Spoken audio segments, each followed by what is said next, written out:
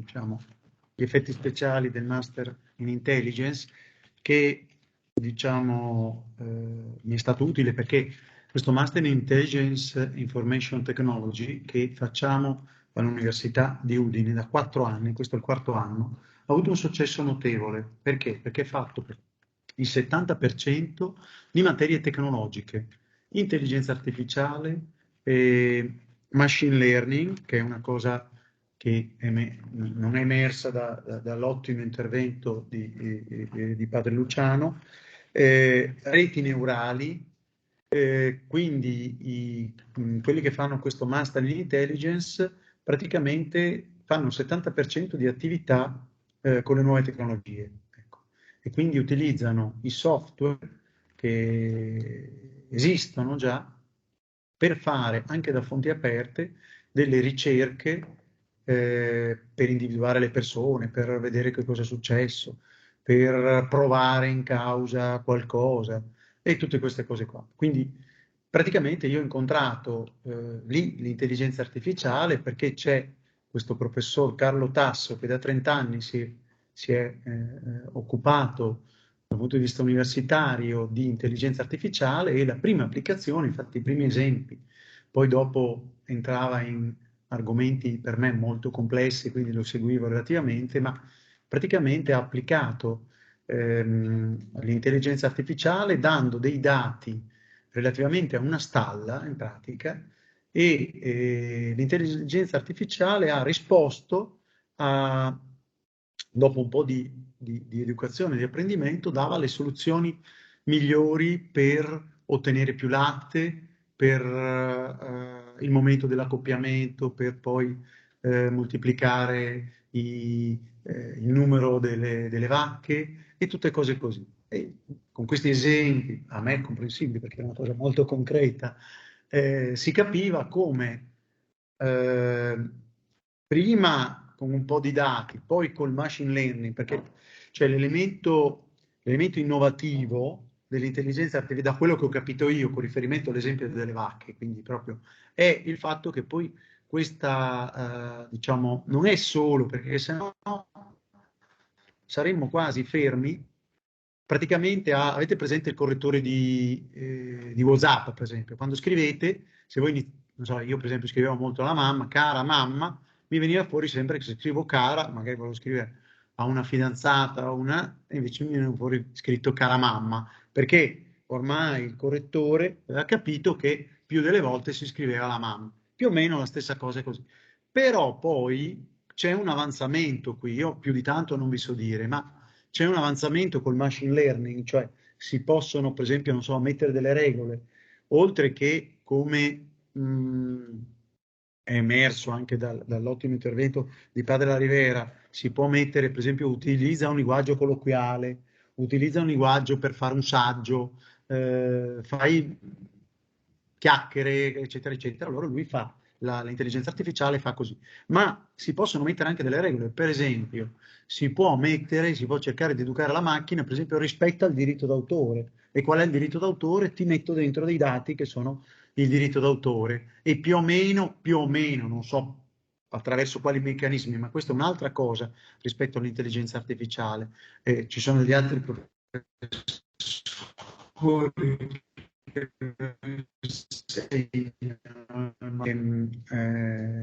e dopodiché c'è un'altra forma di avanzamento ulteriore che sono le reti neurali. Le reti neurali, cioè che è il tentativo, adesso anche qui, sono un giurista, quindi vi parlo non con l'accetta, con la clava proprio. E quindi le reti neurali, quanto ho capito, è il tentativo informatico di scimmiottare il cervello, tra virgolette, ecco, insomma. Collegare tantissimi chip, talmente microprocessori, non in maniera lineare, ma con tutte le possibili connessioni tra di loro.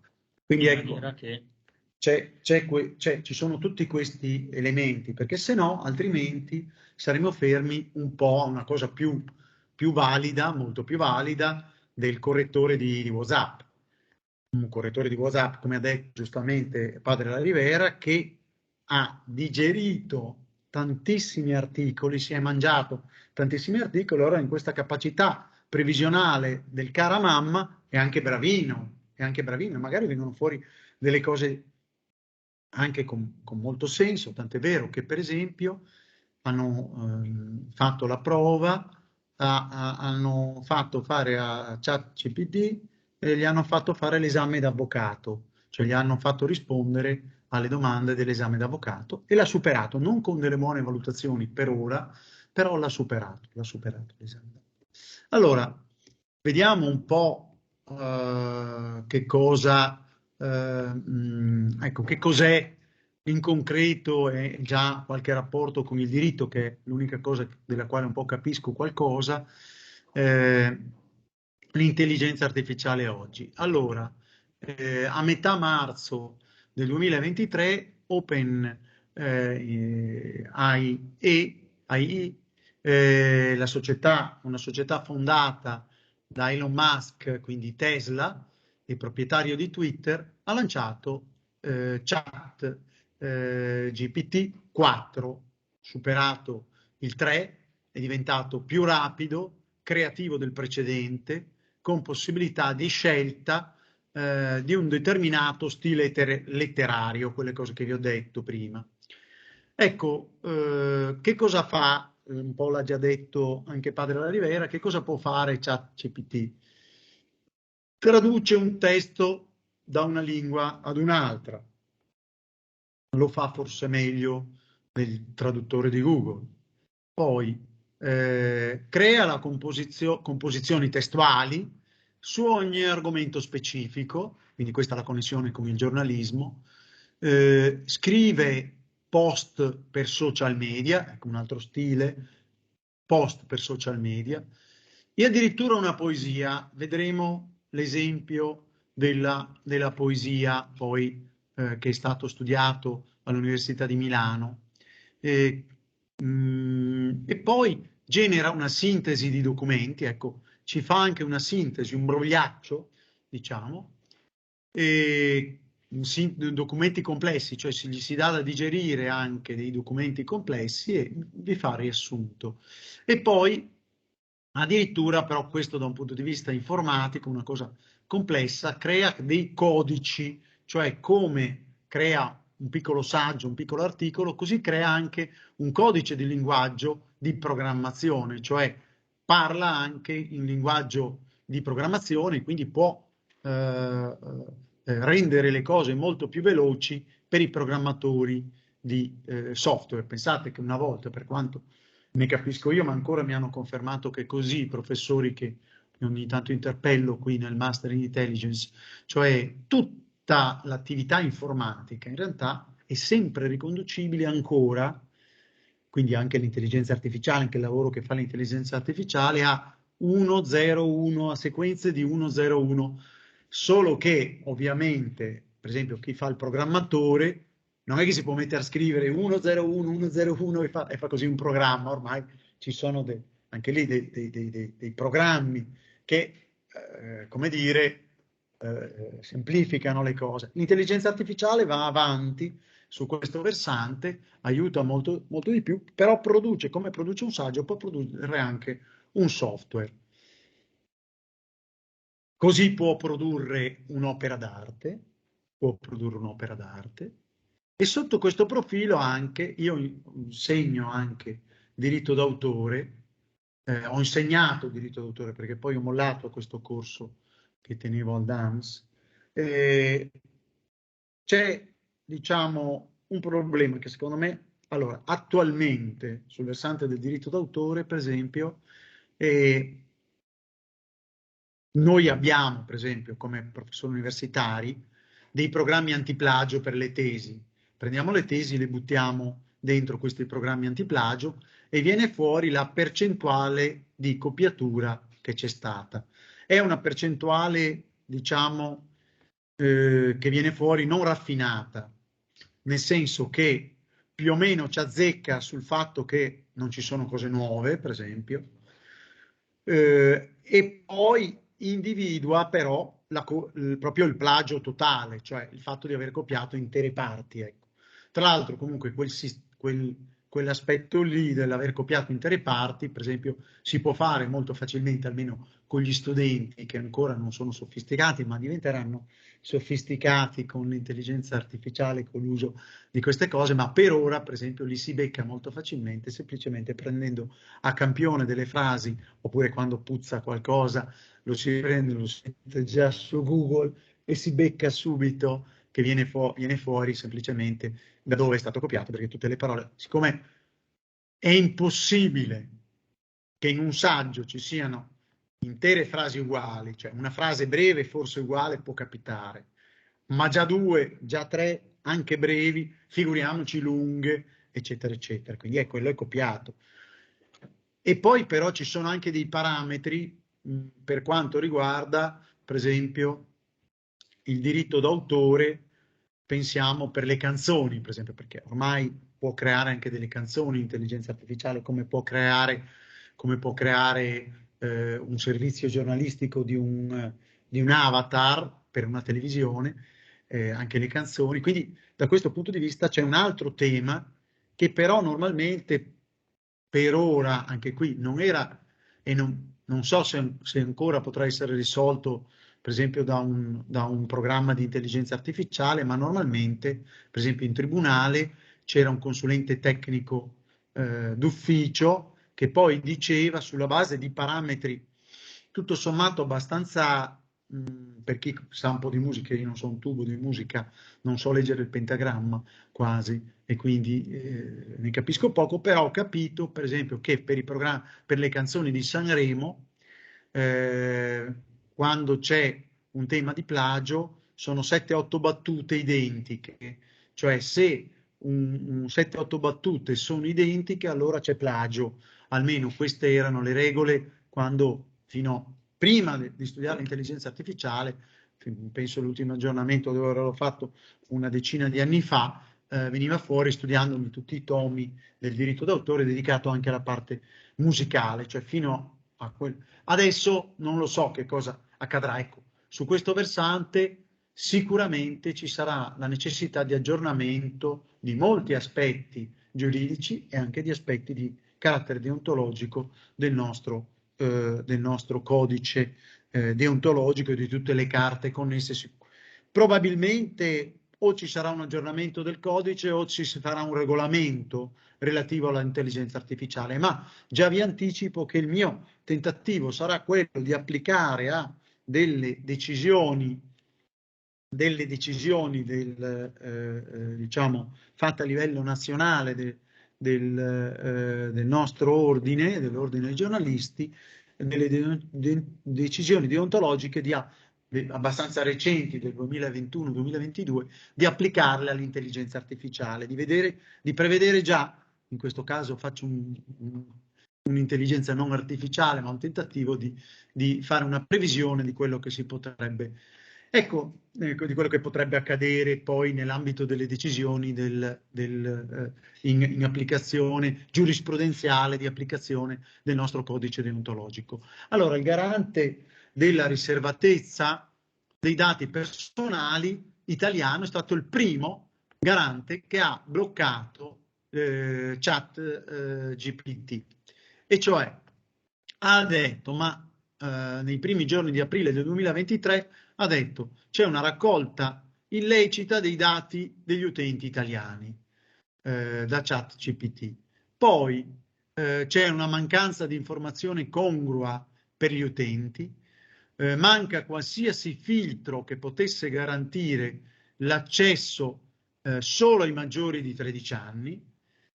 In più, tra l'altro, il 20 marzo del 2023 è emerso un problema tecnico perché ChatGPT ha mostrato la cronologia delle domande degli utenti, addirittura anche parte dei dettagli di pagamento usati per l'abbonamento a ChatGPT Plus, cioè quello più valido a pagamento. E alla fine di aprile, quindi ha fatto una sospensione, diciamo, di ChatGPT, però poi è tornato alla fine di aprile accessibile anche in Italia, e quindi la società proprietaria ha accettato di adeguarsi alla normativa europea in materia di riservatezza dei dati personali, ma vediamo il garante concretamente dove è andato a colpire. Allora è andato a colpire prima di tutto sul versante dell'informativa, informativa che nel momento in cui si accede, l'informativa deve essere presentata prima del completamento della registrazione e sempre prima del completamento della registrazione dovrà essere richiesto di dichiarare di essere maggiorenni. Ha previsto che sia previsto un age gate che escluda sulla base dell'età dichiarata gli utenti minorenni. Allora, qui però siamo le solite, scusate, cioè questa disciplina, io faccio anche l'avvocato in tribunale, mi occupo di diritto civile, di diritto amministrativo, cose molto concrete, oltre a insegnare diritto dell'informazione, della comunicazione, diritto dell'informazione dei media. E cioè, poi però c'è un problema di effettività di questa roba. Vediamo, per esempio, al porno. L'accesso al porno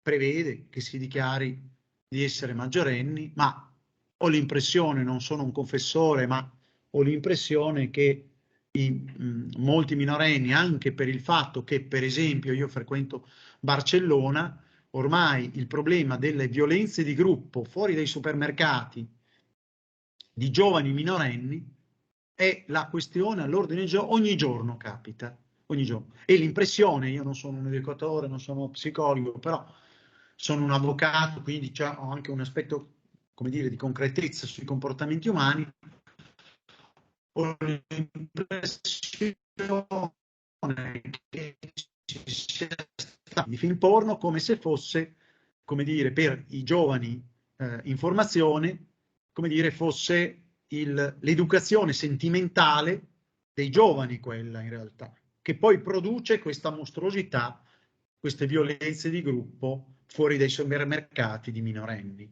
che non percepiscono che non è un comportamento normale, ma un comportamento mostruoso, quello di relazionarsi con una ragazza in quel modo lì, per i maschi.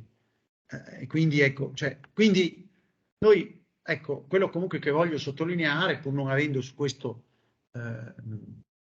dati più di tanto, ma un po' nel Master in Intelligence c'è personale della polizia postale che controlla queste cose, cioè il fatto di mettere un gate, come l'ha chiamato il garante, un age gate, che è molto bello, molto elegante dal punto di vista così, l'uso dell'inglese, smart, così, ma sì, ma cosa vuol dire? Che basta dichiarare di essere maggiorenne e si può entrare. E così anche, diciamo, per quanto riguarda l'informativa, per quanto riguarda la cessione dei dati personali, allora il grande patrimonio è un grande patrimonio, cioè allora i dati valgono. Questa mole di dati che hanno soprattutto società dell'informatica americana, le 9 società quotate alla borsa di New York più capitalizzate, sono tutte società dell'informatica o dei software o di social media americani, che hanno tutti i dati, quantomeno degli utenti occidentali, li hanno in server, diciamo, che spesso sono sul territorio americano e comunque, questo è Aresu, uno della scuderia di Limes, che ha scritto le società del capitalismo, questo volume che è uscito per la nave di Teseo nella collana del professor Irti e del professor Cacciari. Irti è un giurista, Cacciari è noto. E il professor Irti e il professore Aresu non è un professore, ma è bravissimo giornalista della scuderia di Limes, ha scritto un tomo così, dove spiega come il controllo delle società cinesi su TikTok, Huawei, eccetera, eccetera, dal punto di vista fattuale, non giuridico, però dal punto di vista poi dell'effettività, è identico al controllo della CIA, dell'FBI e così via sulle società dell'informatica americane. È identico. Di fatto. Perché? Perché membri governativi siedono nei consigli di amministrazione di queste grandi società dell'informatica americana, perché molte tecnologie che sono utilizzate da queste società dell'informatica americana sono in realtà tecnologie che sono state inventate in ambito militare, spesso dal Pentagono addirittura, e poi sono state tranquillamente cedute a società private americane. Perché? Perché le società private sanno fare business, sanno fare affari e diventano ricche e diventano monopoliste poi, come sono monopoliste spesso queste società dell'informatica americana per i dati. Allora, come abbiamo visto, avere i dati, per esempio per l'intelligenza artificiale, è un vantaggio incredibile. Perché noi, per esempio, quando con il professor Tasso parliamo di fare ricerca su certe cose per quanto riguarda il Master Intelligence, ci blocchiamo subito in certi casi, perché diciamo, ma noi non abbiamo i dati, cioè non abbiamo tutti i dati, non so, di quello che si chatta in WhatsApp, per esempio. Non ce li abbiamo. E adesso però aggiungiamo una cosa che sta accadendo e che capiremo un pochino più avanti. Perché è importante, cioè noi l'aspetto giuridico che stiamo vedendo, vediamo che è fallace sotto il versante dell'effettività. Perché? Perché ho fatto l'esempio del porno e i minori, ma c'è anche un altro esempio, perché per i dati ci sarebbe una tecnologia che ogni volta che, per esempio, queste società vogliono sapere, perché c'è un problema, un conto è avere i dati in generale, già è quella una ricchezza.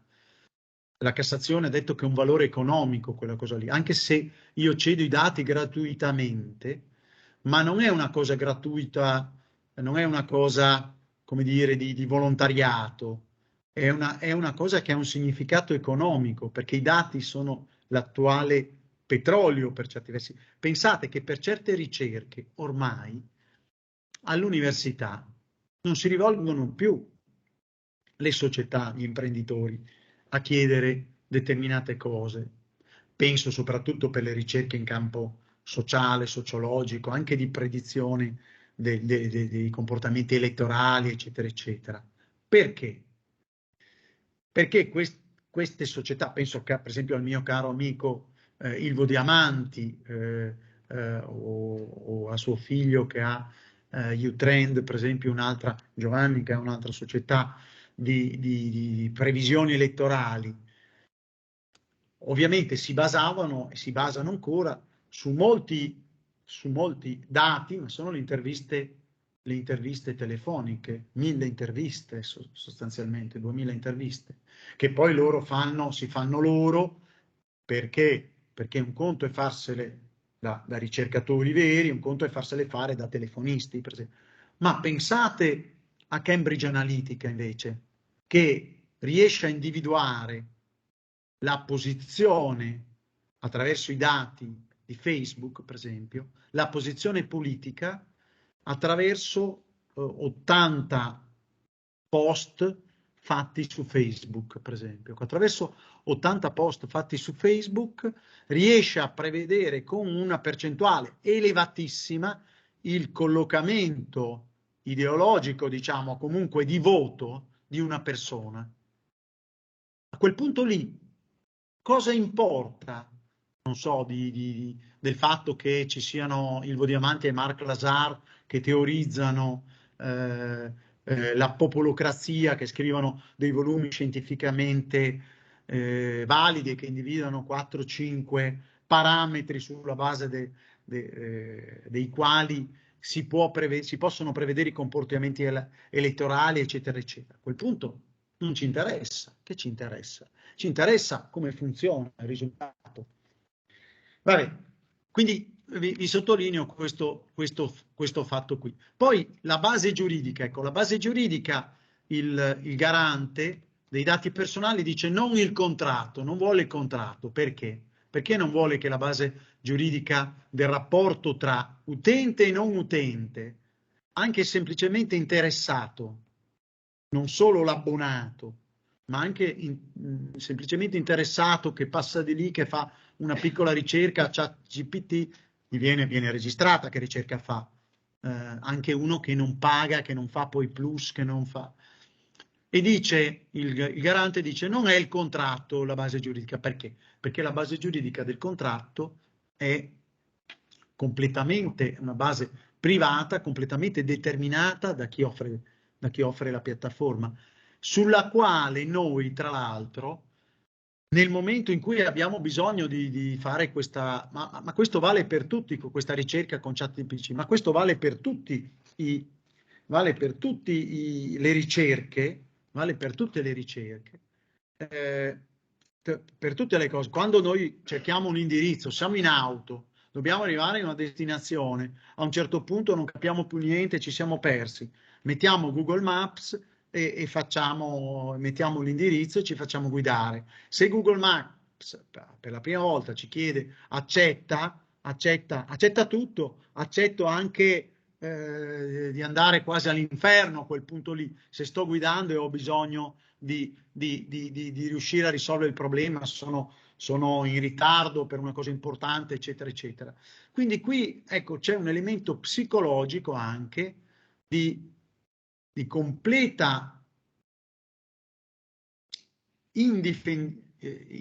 siamo indifesi come utenti, perché in quel momento in cui abbiamo bisogno di quel determinato servizio siamo pronti a accettare qualsiasi condizioni. Ci sarebbe la tecnologia che ogni volta che viene utilizzato un dato nostro personale ci dovrebbe essere richiesta, cioè come che questi dati che noi cediamo sono però chiusi con un lucchetto e ogni volta che viene utilizzato ci viene richiesto. Quindi la grande società dell'informatica che li utilizza per fare i lavori di Cambridge Analytica, tenete presente che la questione di Cambridge Analytica ha fatto sì che il titolare di Facebook è dovuto andare col cappello in mano al Parlamento europeo, al Congresso, a chiedere scusa, a fare delle manfrine, eccetera, eccetera, perché aveva violato tutte le regole possibili e immaginabili.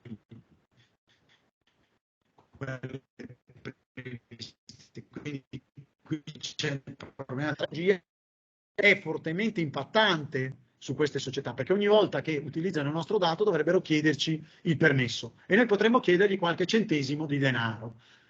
Solo che qualche centesimo di denaro a noi tutto sommato non è che ci arricchisce. Certo, per la società dell'informatica gli impedirebbe di utilizzare i dati in quel senso che abbiamo ben capito. Poi c'è un altro tema però, quello di individuare esattamente quello che fa quella persona fisica in quel determinato momento. Perché attraverso i dati raccolti e attraverso quello che domanda la CIA, che domanda l'FBI e che in Cina è un po' più facile, diciamo più diretto, diciamo perché insomma gli imprenditori cinesi che pur si sono arricchiti, a parte che quando diventano troppo ricchi iniziano a non dargli più il permesso di uscire dalla Cina, gli iniziano a bloccare certe cose, il patrimonio, gli fanno qualche dispettuccio per fargli capire che attenzione, tu sei ricco, però. Ecco, comunque, per quanto riguarda queste richieste, la CIA, attraverso per esempio un membro del governo in consiglio di amministrazione o attraverso una richiesta di un membro del consiglio di amministrazione, chiede determinati dati o perché è CIA o perché è governo che li richiede, e anche all'interno del consiglio di amministrazione, richiede determinati riguardo una determinata persona o per ragioni di sicurezza nazionale, o per gli vengono dati questi dati. Guardate, iPhone, per esempio, c'è stato un problema, per esempio, con un cellulare di un terrorista, quando adesso ancora è un po' in calo questa cosa, per fortuna, però c'era un terrorismo internazionale molto aggressivo, erano stati presi dei terroristi.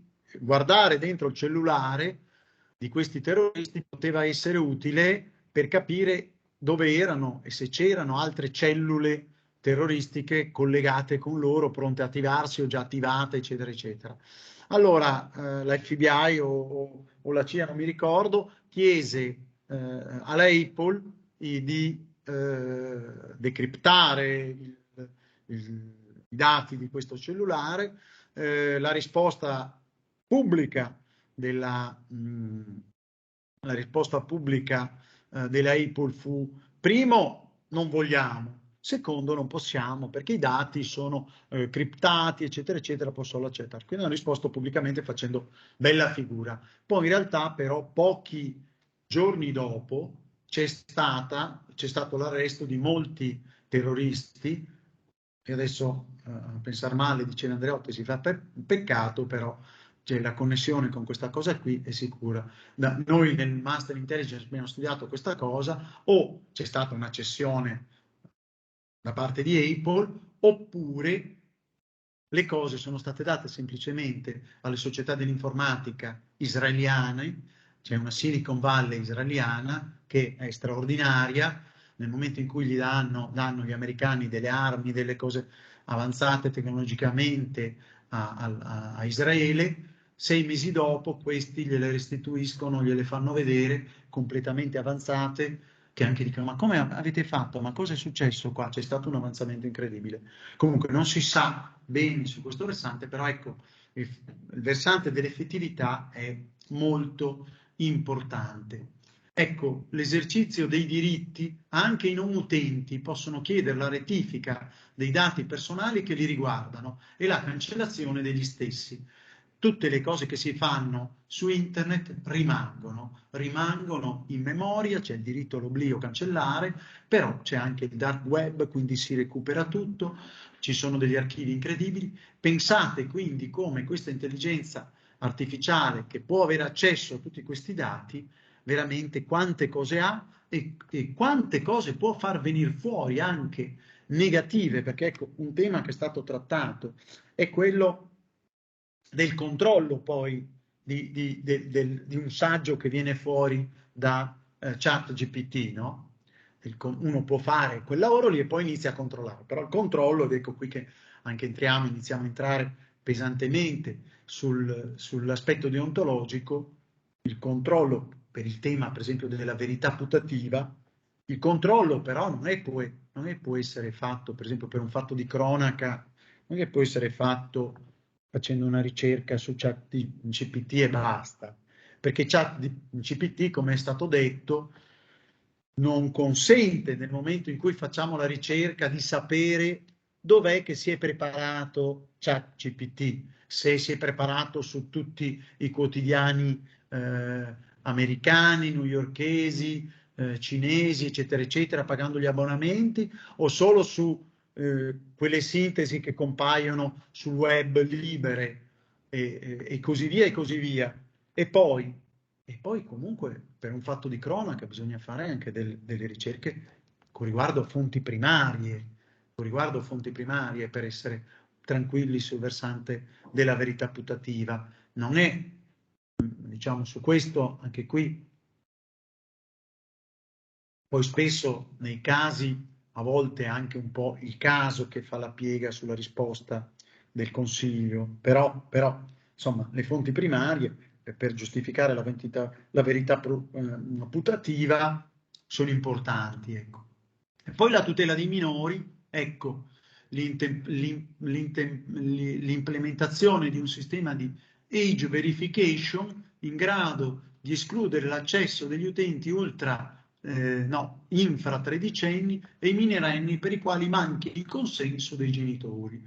Ma se stiamo parlando delle spunte che fanno sul porno, io ho l'impressione che purtroppo i nostri giovani. Ecco, abbiamo visto un po' le opinioni. Padre Luciano ha detto che ci sono, per esempio, degli esperti o persone, amministratori delegati che hanno un ruolo nelle società dell'intelligenza artificiale che fanno delle dichiarazioni. Qui ho preso 2 casi e poi un terzo di un grande economista. Jacques Attali, iniziamo dal fondo, Jacques Attali dice che la tecnologia è neutra, per esempio, cioè l'intelligenza artificiale è pericolosa o buona, dipenderà da come viene utilizzata. Yann LeCun, capo del settore dell'intelligenza artificiale di Meta, dice che gli attuali sistemi di intelligenza artificiale come ChatGPT mancano di intelligenza a livello umano e sono appena più intelligenti di un cane e sono molto limitati, non hanno nemmeno la incompressione della realtà sottostante nel mondo reale. Insomma, l'intelligenza artificiale non è in grado di apprendere un'attività di base come scaricare una lavastoviglie. Geoffrey Hilton, invece, uno dei padri dell'intelligenza artificiale, capo del settore in Google, dichiara che ha paura, si è dimesso, che ha paura della tecnologia che ha contribuito a costruire. ChatGPT nel marzo 2023 è superiore numericamente alle connessioni di un cervello umano e ad un intero sistema linguistico.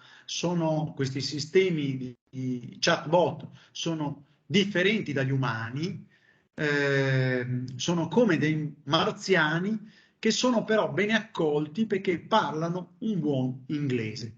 Allora veniamo al contesto molto velocemente, poi nell'ultimo quarto d'ora veniamo proprio agli aspetti deontologici applicati a delle sentenze, diciamo, a delle decisioni. Allora, siamo nel campo della deglobalizzazione. Deglobalizzazione vuol dire che non c'è più la globalizzazione, non solo negli Stati Uniti ci sono le limitazioni, che poi influiscono anche su di noi, a collaborare o a vendere i prodotti più avanzati delle nuove tecnologie alla Cina, ma ci sono limitazioni anche nell'Unione Europea per gli Stati membri. Per esempio, per l'utilizzo del 5G, per le tecnologie Huawei e ZTE è vietato e anzi adesso sono all'ordine del giorno delle sanzioni che probabilmente verranno date agli stati che non si sono adeguati, agli stati membri che non si sono adeguati in questo, cioè che utilizzano per il 5G nazionale le tecnologie di Huawei e ZTE. Perché? Perché tutti i dati, tutto passa attraverso questo 5G, per esempio, e quindi degli hardware che possono essere o il cuore tecnologico oppure anche le stazioni radiobase, cioè le diramazioni, le antenne, che costano molto meno quelle cinesi rispetto a quelle nostre europee e che sono ormai solo di 2 società sostanzialmente, di Nokia e un'altra società europea che sono in grado, Ericsson, che sono in grado, perché vedete è in corso, infatti la von der Leyen parla di sicurezza economica europea, qui c'è tutto il tema del golden power, cioè come ci siamo accorti con la pandemia che a causa della delocalizzazione noi, paese tessile, anche queste regioni, il Friuli, il Veneto, regioni tessili, noi non eravamo in grado di produrre milioni di mascherine al momento che non è una tecnologia avanzatissima le mascherine, ma per il bisogno che avevamo di mascherine abbiamo scoperto che eravamo nei guai. E così allora per queste tecnologie, dato che passa tutto attraverso internet, cioè passa tutto attraverso il 5G, possono passare e il 6G, passeranno anche le operazioni, cioè i medici opereranno a distanza chirurgicamente, cioè, quindi, e pensate che questi hardware, per esempio, potrebbero contenere un bug, potrebbero contenere qualcosa che per ragioni dovute a schieramenti geopolitici bloccano un intero paese, bloccano un intero continente. Cioè sono delle cose che ovviamente è chiaro che se poi questi bachi vengono scoperti, la figuraccia è tremenda, il rischio è però bachi che possono essere di software, e quindi per esempio TikTok che spia tutto, ed è probabile, oppure software, oppure anche hardware, quindi Huawei e ZTE. Quindi poi su questo c'è uno scontro tra potenze egemoni, però, e qui cito Lucio Caracciolo, cioè le potenze egemoni che sono USA e Cina, nella guerra digitale, nella guerra di queste robe qui che comprende anche la intelligenza artificiale, poi uniamo anche il professor Caligiuri, cosa pensano le potenze egemoni? Le potenze egemoni cercano di far percepire i propri interessi come interessi degli altri. Cioè, un po' quello che sta accadendo, per esempio, per l'adesione immediata che abbiamo avuto noi Europa, alla fornitura di armi, e anche Italia, alla fornitura di armi alla guerra in Ucraina e al sostegno dell'Ucraina. Forse adesso percepiamo che la sfida che ha fatto la Russia è veramente mostruosa, devastante, insomma, ma adesso lo capiamo perché stiamo vedendo che cosa continua, ma nei primi tempi, diciamo, in fondo ha fatto un tentativo Putin, come aveva già fatto, gli era riuscito in Crimea, per esempio, solo che ha fatto un tentativo di fare un golpe praticamente in Ucraina, in quel momento lì, poi in realtà tenete presente che c'erano anche dei caveat che erano stati molto abbassati da Biden. Biden in quei giorni aveva detto, beh, ma se farà un attacco limitato, Putin, non ci sarà la reazione. Si è lasciato sfuggire queste cose, non si sa se è dovuto all'età, questa cosa che si è lasciato sfuggire, era un messaggio che voleva dare alla Russia di poter fare quella roba lì. Però ecco, comunque su questo versante è molto importante il fatto di convincere le potenze satelliti che i propri interessi della potenza madre sono gli stessi della potenza satellite. Però guardate che questa roba qua adesso, con le nuove tecnologie, con i social media, con l'intelligenza artificiale applicata ai social media e così via, cioè ormai il controllo è su che cos'è la realtà attraverso il controllo delle menti, e il controllo delle menti, con Caliciuri, che è il presidente della società italiana di intelligence, passa attraverso social media e l'utilizzo dei social media e dello smartphone per diverse ore al giorno. Ormai la nostra vita, per alcune ore, e per i giovani, meno 5 ore al giorno, 6 ore al giorno, passa attraverso davanti a questo schermo, a questa roba qua.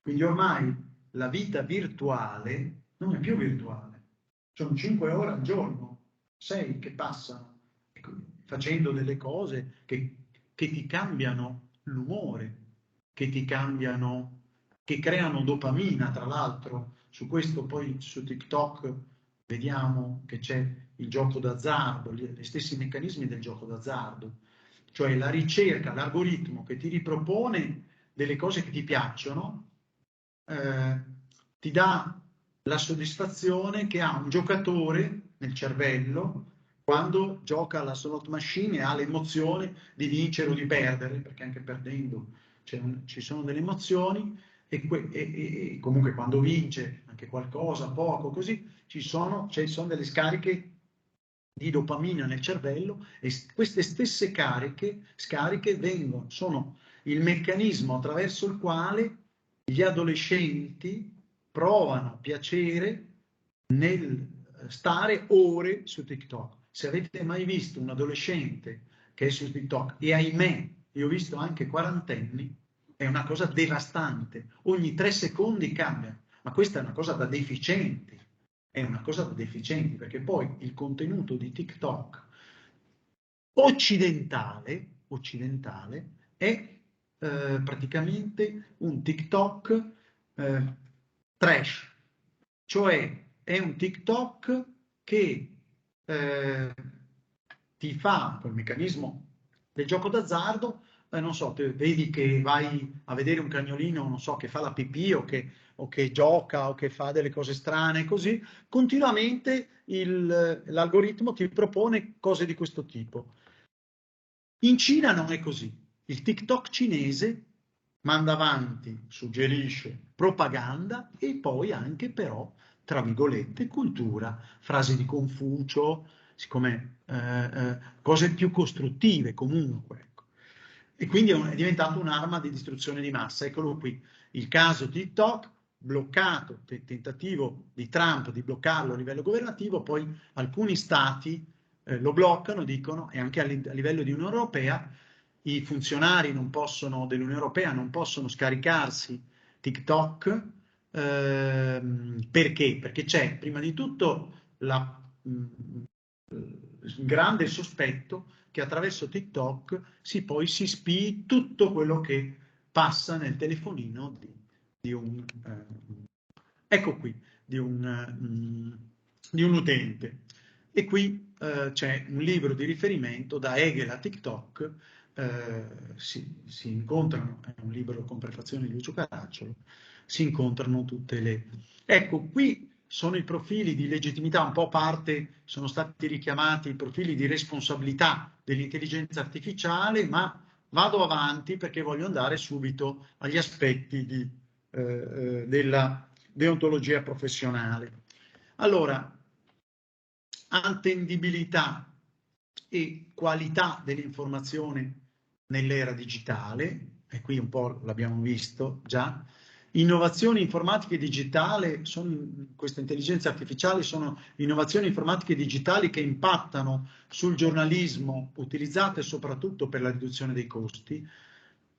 L'editore in realtà ho l'impressione che con l'intelligenza artificiale, magari pagando l'abbonamento di ChatGPT Plus, poi dica sì, io pago l'abbonamento di ChatGPT Plus, però invece che 10 in redazione me ne bastano 2.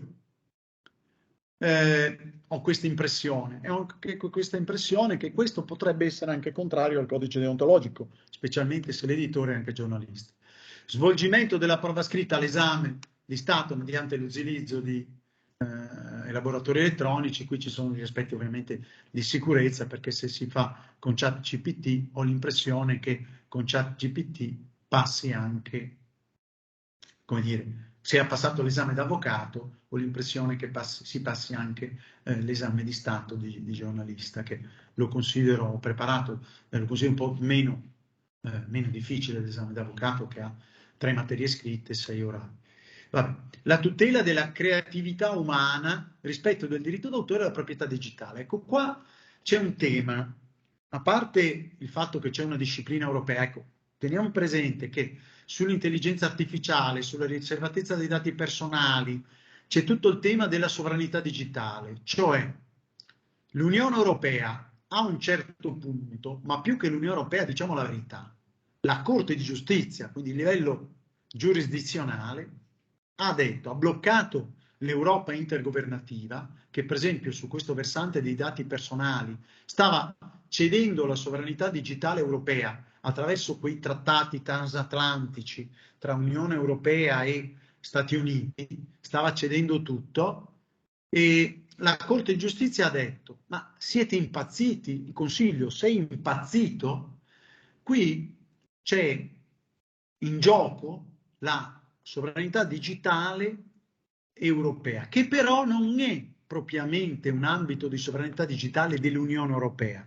Ci sono degli ambiti di disciplina di disciplina europea, che sono per esempio la riservatezza dei dati personali. Ormai è tutta una disciplina che vede in regolamenti europei, che sono come delle leggi, entrano immediatamente nel nostro ordinamento, e un sistema molto attrezzato di direttive che impatta molto pesantemente e quindi praticamente la disciplina ormai è europea sull'essere aziendali personali, non è più degli Stati membri. Ma per esempio quella del diritto d'autore, pur essendoci delle direttive europee in materia di diritto d'autore, è ancora una disciplina nazionale, come la disciplina fiscale, una disciplina ancora nazionale degli Stati membri. Quindi per la tassazione di tutte le transazioni, di tutto quello che accade, di tutto il fenomeno che è economico su internet, sono sovrani gli stati.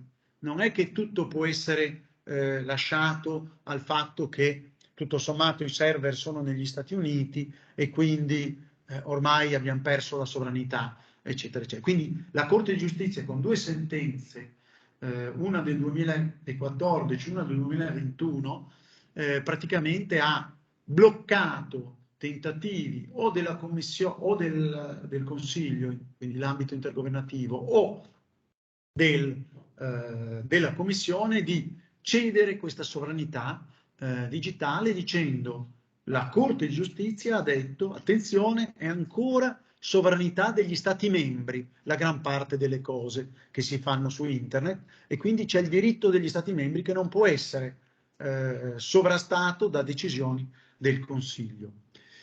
Diritto di cronaca, ecco, ovviamente si deve applicare il tema della verità, allora c'è il tema della verità putativa e il tema quindi delle verifiche dei fatti di cronaca con fonti primarie, non solo attraverso ChatGPT o una ricerca su Google.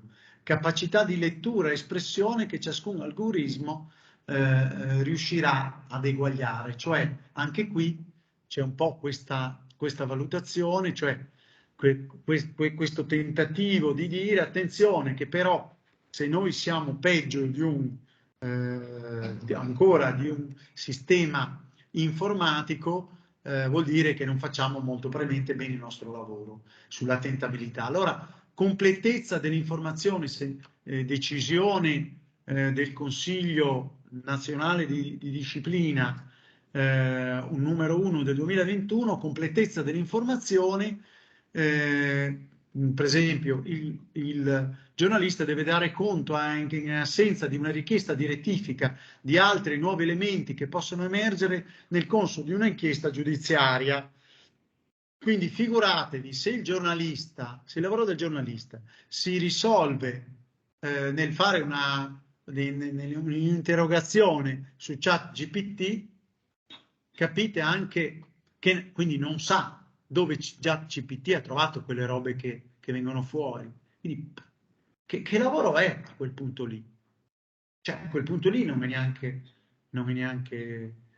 cioè, e quindi ecco che ci potrebbero essere su questo versante. Io ho messo in serie, e qui poi chiudo su queste 4-5 slide, ho messo in serie un po' di casi recenti che potrebbero trovare applicazione anche con l'intelligenza artificiale, con ChatGPT. Quindi qui come vengono criticate le mere congetture senza riscontri, scendono infatti nell'intollerabile offesa dell'altrui dignità, quindi addirittura poi ci potrebbero essere sulla base di questi risultati così posticci dell'intelligenza artificiale anche diciamo delle ingiurie o delle diffamazioni a mezzo stampa. Un'altra sentenza 17 del 2021 non può accettare condizionamenti per la pubblicazione o la soppressione di un'informazione. Allora, non può accettare incarichi che lo pongono in contrasto con le regole deontologiche. Ben chiaro il confine tra l'ambito in cui opera, per esempio, un ufficio stampa e l'ambito in cui operano altre figure professionali. Ne può, nell'esercizio delle sue funzioni, esercitare pressioni presso altri colleghi per non far uscire notizie e informazioni di interesse generale. Allora, qui, per esempio, affidarsi all'intelligenza artificiale impatta sulla libertà di manifestazione del pensiero, oltre che sul diritto dell'informazione, soprattutto il diritto dell'informazione con la Corte Costituzionale. Sappiamo che il diritto dell'informazione è il diritto di informarsi, di informare, il diritto ad essere informato, cioè il diritto ad offrire una informazione obiettiva che è data dalla pluralità di fonti, eccetera, eccetera, del sistema pluralista delle fonti. Allora, sapete che una ricerca che è stata fatta dall'Università di Milano, interrogando ChatGPT, per esempio, sul fare un saggio oppure una poesia di lode a alcuni politici internazionali. Allora si è detto, fai una poesia oppure fai un saggio di straordinaria approvazione di Trump, per esempio. Sapete che l'intelligenza artificiale ha risposto, è impossibile farlo.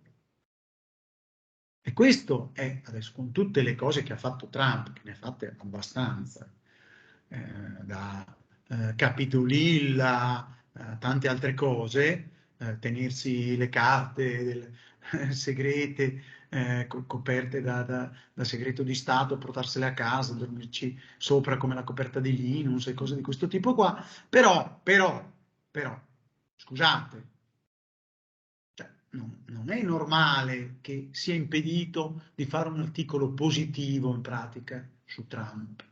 E l'intelligenza artificiale, la risposta che ha dato è impossibile. Poi è stato provato, quindi vuol dire che c'è in realtà o nelle fonti di ChatGPT o nel mainstream alla fine, forse questa è anche colpa nostra per certi versi, c'è qualcosa che comunque parla sempre, per la gran parte delle volte, male, talmente male che l'intelligenza artificiale impedisce di fare un articolo positivo su Trump. E così, ovviamente, e questi tempi, su Putin, ovviamente anche su Xi, niente, impedito poesia e articolo positivo, laudativo, eccetera, eccetera, e invece su altri uomini politici sì, su Biden sì, e anche su Erdogan mi pare che l'intelligenza artificiale si prestava. Quindi il fatto di delegare la propria attività in parte o in buona parte a ChatGPT, io penso che sicuramente poi se c'è un errore non salva secondo me è una mia opinione, su questo prendetela come una mia opinione, in attesa di verifica con l'aggiornamento o del codice o delle sentenze di fatto, perché qualcosa prima o poi arriverà anche sull'intelligenza artificiale per quanto riguarda l'aspetto diciamo dell'applicazione del codice deontologico. Ecco, per i minori, anche qui per i minori, attraverso un articolo fatto dall'intelligenza artificiale potrebbero sfuggire senza un mancato controllo dei dati che in realtà invece si riferiscono a dei minori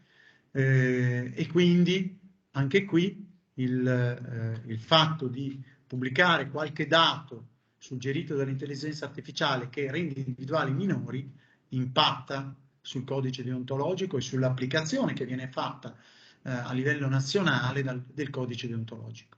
Poi ecco, nessuna responsabilità deontologica se la circostanza risulta ex post inesatta, era stata verificata con fonti primarie. Ecco qui il tema della verità putativa, però vedete riferita a fonti primarie, decisione numero 8 del 2021. Verità putativa ancora, dato sensibile, il giornalista che verifica un'informazione e la riporta all'interno di un articolo non è sanzionabile se poi la stessa provoca la riconoscibilità potenziale di un minore. Qui c'è un caso che sembra contraddire la sentenza precedente. Su questo io vi do la spiegazione di una attività deontologica che abbiamo fatto all'Università di Udine, che abbiamo fatto a Udine con il riconoscimento dell'ordine dei giornalisti, con l'ex presidente Zuballi del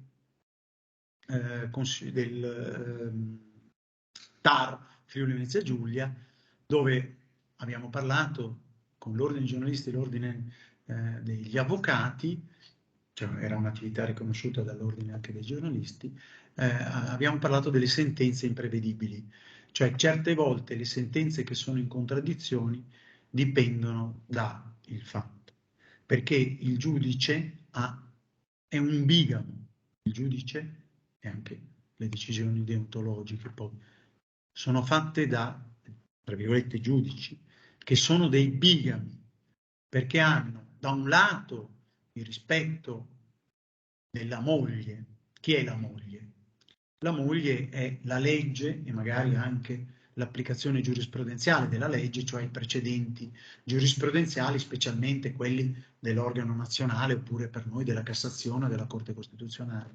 Dall'altro lato, però, oltre alla moglie, che in questo caso il diritto è un pochino scialba, non molto simpatica, richiede molto impegno a relazionarsi con il diritto e quindi anche un po' noiosa. Invece dall'altro lato c'è un amante.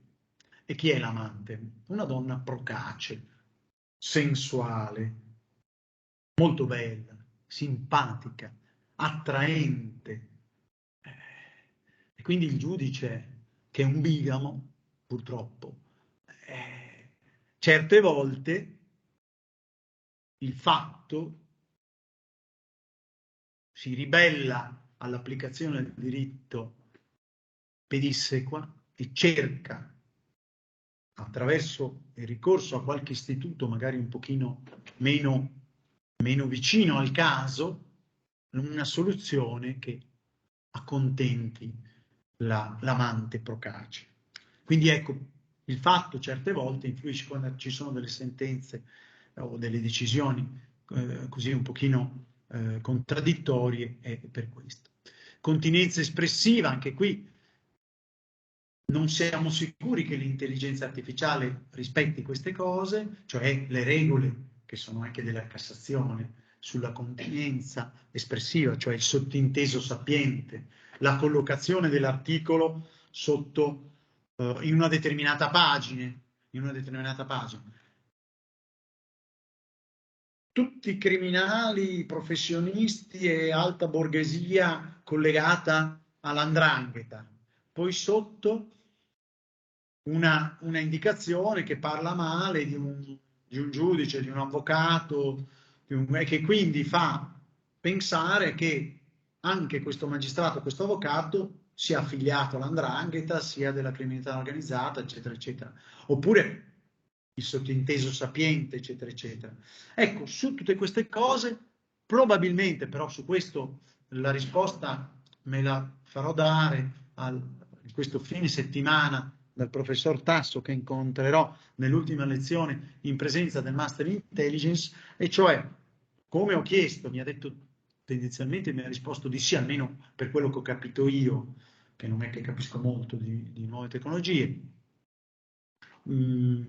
Può essere insegnato un po' il diritto d'autore attraverso il machine learning, attraverso le reti neurali, e così penso che anche le sentenze della Cassazione che spiegano che cos'è il sottinteso sapiente, che cos'è la continenza espressiva, eccetera, eccetera, possano educare l'intelligenza artificiale e quindi fare anche un buon risultato su questo. Quindi vedete che penso che siamo abbastanza d'accordo con padre La Rivera. Ecco qui c'è una responsabilità, non è responsabile il giornalista dell'ufficio stampa istituzionale per i contenuti pubblicati sul profilo social di un amministratore pubblico, quando l'amministratore pubblico in realtà con i propri social media fa i fatti suoi e fa Twitter, eccetera, eccetera. Quindi qui guardate che fra un po', attraverso l'intelligenza artificiale, ci sarà anche la gestione dei social, ci sarà anche cioè, sarà bravissima l'intelligenza artificiale a fare dei post, a fare il riassunto di Twitter e così via, in quelle poche battute e così via e così via. E quindi su questo ci potranno anche essere degli automatismi, cioè sulla base del fatto che l'intelligenza artificiale rileva che viene fuori una determinata notizia e viene diffusa sul web, magari potrebbe partire la reazione immediata e automatica sul social media dell'amministratore o del politico in risposta, eccetera, eccetera. Potrebbe succedere di tutto su questo versante. Queste sono previsioni sulla base di casi che mi sono anche capitati in parte. E le innovazioni informatiche digitali che impattano sul giornalismo sono state utilizzate soprattutto per la riduzione dei costi tramite la riduzione del personale e non al fine di innovare e migliorare il prodotto. Su questo versante si potrebbe richiamare, se l'editore fosse anche giornalista, per esempio l'editore a non fare quel discorso che vi ho detto, cioè perché c'è l'intelligenza artificiale, ridurre la redazione, taglieggiare la redazione, ma si potrebbe anche, ovviamente, se però l'editore è anche la prova scritta dell'esame di Stato, obblighi formativi, ecco qui. Ovviamente l'intelligenza artificiale potrebbe essere applicata con degli automatismi per le verifiche della formazione professionale, parte forse qualcosa c'è già, e non di intelligenza artificiale, ma di verifiche di automatismi con dei software per far partire immediatamente delle segnalazioni a chi non ha adempiuto agli obblighi professionali, di formazione professionale, ma anche qui potrebbe essere molto più attrezzata la cosa, cioè magari nell'iniziare a distinguere chi non è in regola con gli obblighi deontologici, chi non ha raggiunto quindi i crediti deontologici, chi non ha raggiunto tout court i crediti, chi è molto e gravemente e così via, per far partire segnalazioni, aggiornamenti, eccetera, eccetera, con degli automatismi che sarebbero vietati. Va bene, io termino qui perché mi sono dilungato, ho altre slide, ma vorrei lasciare anche spazio a qualche domanda. Vi ringrazio.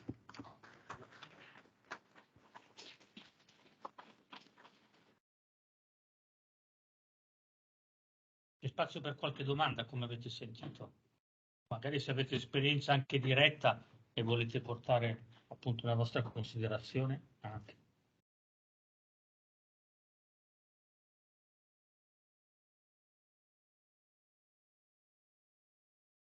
Non so se notate che c'è una sorta di paradosso, bisogna insegnare ai prodotti di intelligenza artificiale applicata al giornalismo anche l'etica giornalistica e quindi